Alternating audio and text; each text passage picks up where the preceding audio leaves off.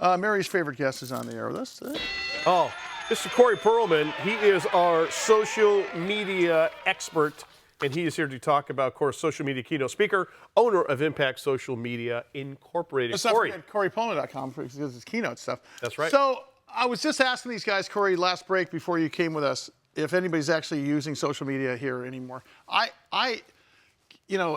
I before I fall asleep, or if I have a second, like in an airport, yeah, that's like I don't post. I wouldn't even know how to post anymore.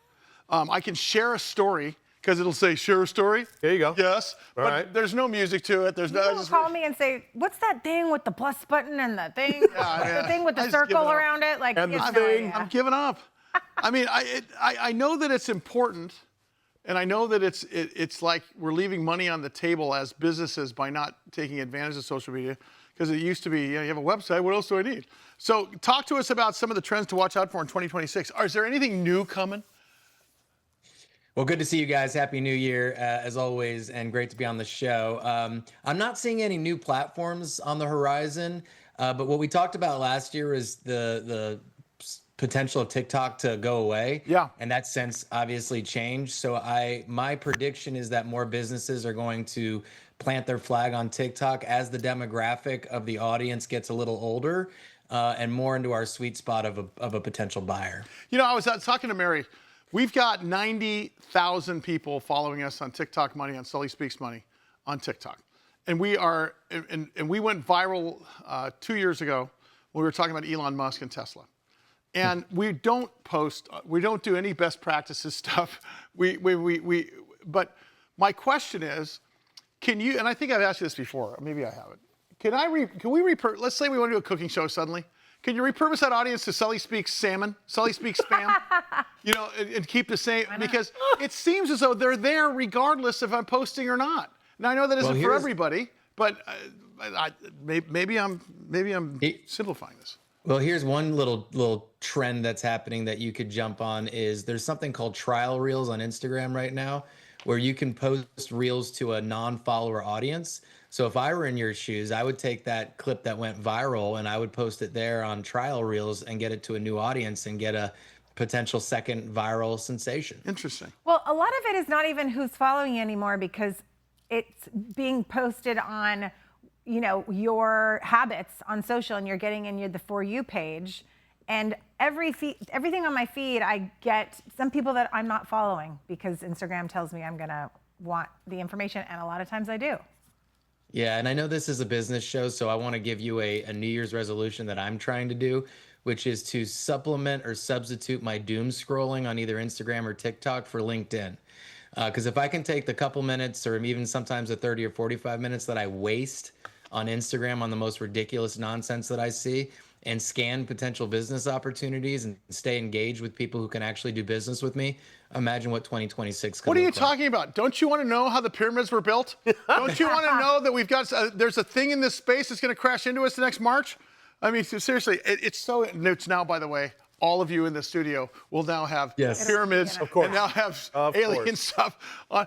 LinkedIn is an interesting animal to me. I remember putting my LinkedIn profile together when I thought I should do something like that, and of course, haven't done any for 5 or 6 years on it, and I ignore any email I get. Is this a client acquisition tool at the end of the day? Is that what this is, or is it a job-seeking tool at the end of the day? Yes, and yes. I think it's a B2B network. I think that it's a different world than potentially you live in. I think you're more B2C world, which makes more sense for Instagram and TikTok and some of the other platforms. But for those of us that are B2B and play in that space, it's probably the only social tool that actually provides solid ROI. So my question is this, though. So let's say you're a services business, a business that's providing other services to other businesses. How do you cut through the traffic?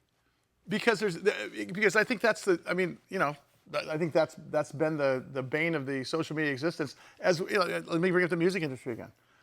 It is so much easier to have your music heard these days, but there is so much of it now that still, it's probably even harder than it was back in the 70s when you were trying to cut a record deal by sitting on the steps of Columbia Records.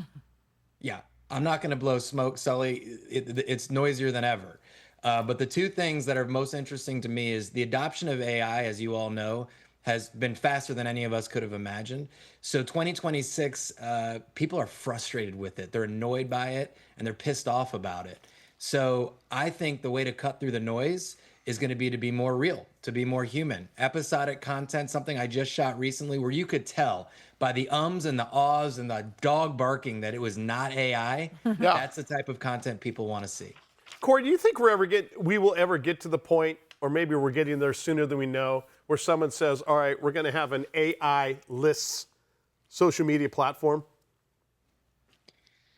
Potentially. I don't know. I mean, it might be too far down the track, so to speak. Well, but wait a second though. On that subject, potentially, is it doing, in your opinion? I mean, you're the guy to ask this. Is AI doing more damage than good on some of these platforms? I think so. Yeah. Yes, 100%. And in fact, what's going to be interesting is when people start leaving or spending less time on the platform because it's so AI generated, that's when the platforms are going to care and start doing things to remove AI. Hey, Cory, before we let you out of here, I wanted to say we were talking about what's coming in 2026, but what went away is Metaverse is gone, right? And speaking of, people don't want fake world, they want real world. So I was just laughing a little bit that his big plan, Zuckerberg, all went to Hell in a handbook. Yeah. Hell in a handbook. Yeah, you're right. I think that the core values of human existence came, to the forefront, that we want human real connection.